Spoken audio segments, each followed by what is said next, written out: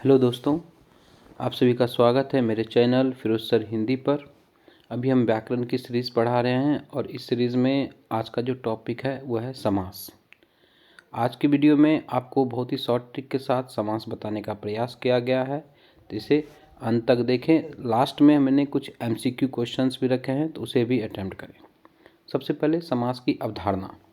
जब दो या दो से अधिक शब्दों को मिलाकर उनके बीच आने वाले कारक चिन्हों का, के, की, को, से, में, पर इत्यादि आदि योजक चिन्हों और या को हटाकर एक नया संक्षिप्त और अर्थपूर्ण शब्द बनाया जाता है, तो इस प्रक्रिया को समास कहते हैं।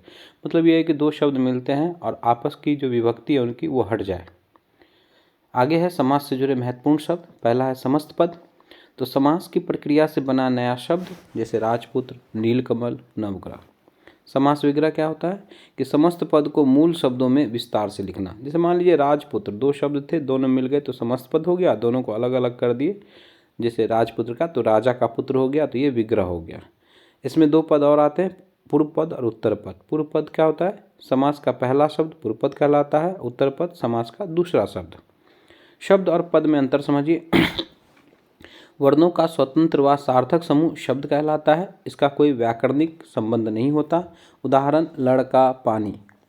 जब शब्द वाक्य में प्रयुक्त होता है तो वह पद बन जाता है। यह कारक, लिंग और वचन के नियमों से जुड़ा होता है। उदाहरण लड़का पानी पीता है। नियम क्या है कि वाक्य में प्रयोग होते ही शब्द पद बन जाता है। देखिए, अगर डिक्शनरी में है तो वो शब्द है और जैसे ही हमने उसको वाक्य प्रयोग किया वो पद बन गया।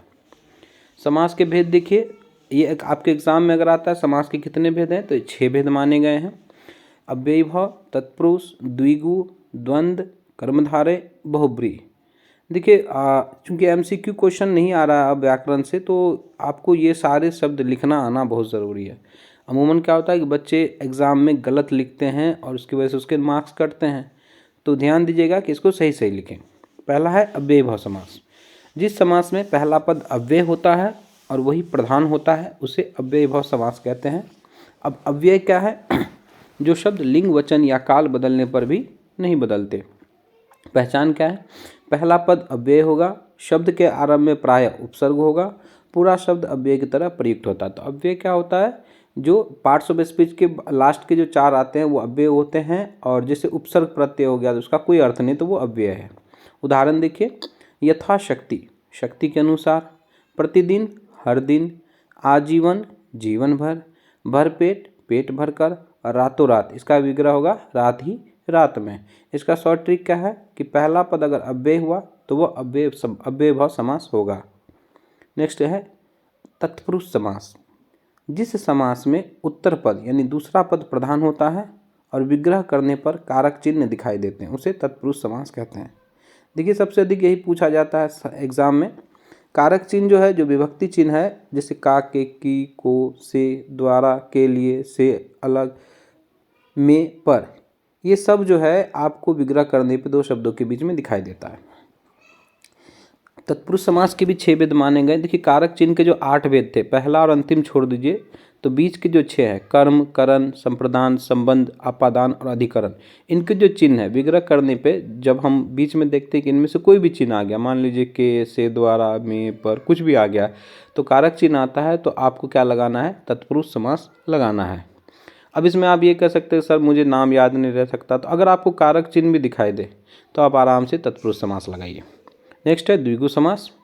तो जिस समास में पहला पद संख्यावाचक होता है और पूरा शब्द किसी समूह का बोध कराता है, तो उसे द्विगु समास कहते हैं। मतलब ये है कि देखिए, द्विगु मतलब इसका मतलब ये है कि संख्यावाचक होना चाहिए। इसकी पहचान है संख्या या समूह का बोध कराता है।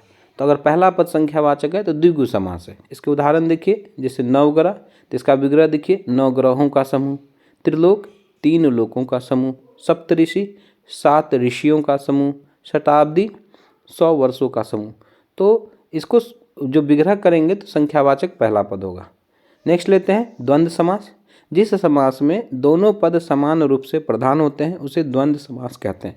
देखिए, द्वंद्व का अर्थ है कि ये दो लोग जब बराबर होंगे तो द्वंद्व समास होगा। इसकी पहचान क्या है?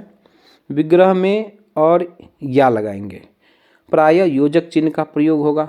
तो द्वंद्व समास में जैसे माता पिता आएगा तो माता और पिता, बीच में हाइफन लगा रहता है। उदाहरण देखिए, माता पिता, तो इसका विग्रह क्या होगा? माता और पिता।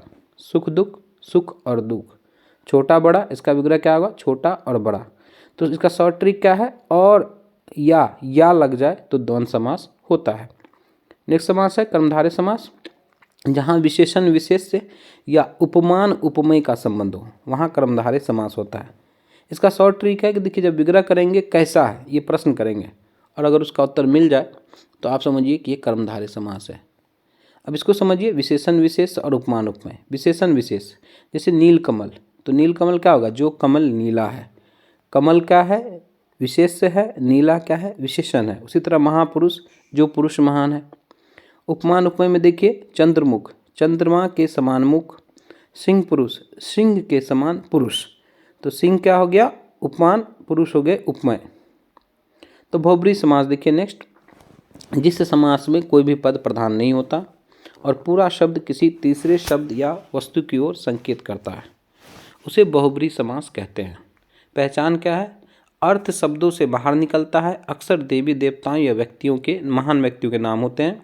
और इसका ध्यान रखना है कि देखिए, सीधा दो पद मिला और दोनों पद अपना अर्थ खो दिया और किसी अन्य अर्थ की ओर इशारा किया, तो इसका मतलब है कि वो बहुब्रीहि समास है। उदाहरण से देखिए, जैसे गजानन, तो इसका विग्रह करेंगे, जिसका मुख हाथी के समान यानी गज के समान हो, तो गणेश जी अर्थात। दूसरा है दशानन, जिसका 10 मुख है यानी रावण। त्रिलोचन, जिसकी 3 आँखें अर्थात भगवान शिव। तो इसका शॉर्ट ट्रिक क्या है कि खुद नहीं कोई और, यानी कि अन्य अर्थ दे तो बहुब्रीहि समास होता है। अब देखिए, कुछ कन्फ्यूजन पॉइंट होता है, इसको क्लियर कर लेते हैं। द्विगु वर्सेज बहुब्रीहि। अब जैसे दशानन है तो इसके विग्रह पे ध्यान देंगे। अगर 10 मुखों का समूह है तो दशानन द्विगु समास है, और अगर दशानन बराबर रावण है, 10 मुख वाला अर्थात रावण, तो बहुब्रीहि समास है। नेक्स्ट है कर्मधारय वर्सेज बहुब्रीहि। पीताम्बर, अगर पीताम्बर का विग्रह पीला वस्त्र है तो कर्मधारय समास है, और पीताम्बर यानी पीला वस्त्र, पीला वस्त्र है जिसके अर्थात श्री कृष्ण, तो बहुब्रीहि समास है। नियम हम याद रखिए कि हमेशा अर्थ जो है विग्रह करके ही बनाइए। फिर है टिप्स फॉर स्टूडेंट। अव्ययी भाव क्या है? पहला पद अव्यय होगा। दूसरा तत्पुरुष, तत्पुरुष में कारक चिन्ह होगा बीच में। द्विगु में क्या था? संख्यावाचक पहला पद। 4 द्वंद्व, द्वंद्व में क्या था? और लगेगा या लगेगा। कर्मधारय में कैसा है प्रश्न करेंगे, और छठा बहुब्रीहि, कोई अन्य अर्थ लगेगा। परीक्षा मंत्र देखिए, ये फाइनल टिप है कि पहले विग्रह करना है, फिर पहचान ट्रिक लगाएं और अंत में समास तय करें। पहले से अंदाजा मत लगाइए, पहले विग्रह कीजिए, ये बहुत ही जरूरी है, उसके बाद ही समास डिसाइड कीजिए। अब प्रैक्टिस एमसीक्यू कुछ लेते हैं। राजमहल समास का विग्रह सही विकल्प कौन सा है? राजा और महल, राजा का महल, महल राजा और राजा के समान महल। तो राजमहल का विग्रह हो जाएगा, आंसर देखिए बी, राजा का महल। रीजन क्या है? का बीच में है यानी संबंध तत्पुरुष समास है। ठीक है, तो अगर बीच में जो भी विभक्ति आता है वो ऑटोमेटिक उस कारक का नाम लिखिए और बाद में तत्पुरुष ऐड कर दीजिए। नेक्स्ट क्वेश्चन है, निम्नलिखित में से कौन सा द्विगु समास है? ए नवग्रह, बी महात्मा, सी चंद्रमुख और डी गजानन। द्विगु में याद होगा संख्यावाचक, तो इसका आंसर क्या है? नवग्रह। तो पहला पद संख्यावाचक है, द्विगु है। तीसरा है माता पिता, किस प्रकार का समास है? द्विगु, द्वंद्व, कर्मधारय, बहुब्रीहि। अब देखिए बीच में हाइपन योजक चिन्ह है, तो इसका आंसर क्या हो जाएगा? बी, द्वंद्व। इसका रीज़न क्या है? दोनों पद बराबर है, विग्रह में और माता और पिता। नेक्स्ट क्वेश्चन है, नीलकमल समास का विग्रह क्या होगा? नीला और कमल, नीला है जो कमल, कमल का नीला, कमल और नीला। तो इसका आंसर हो जाएगा बी, नीला है जो कमल। रीजन क्या है? विशेषण और विशेष से संबंध है, कर्मधारय समास। नेक्स्ट है, चंद्रमुख किस प्रकार का समास है?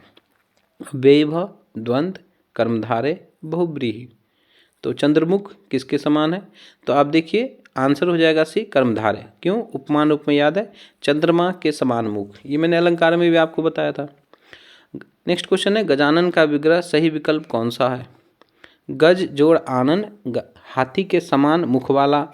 गज जोड़ आनन, हाथी और मुख, गज जोड़ आनन, मुख हाथी का, गज जोड़ आनन, हाथी का मुख। तो इसका आंसर है गज जोड़ आनन, हाथी के समान मुख वाला। रीजन क्या है?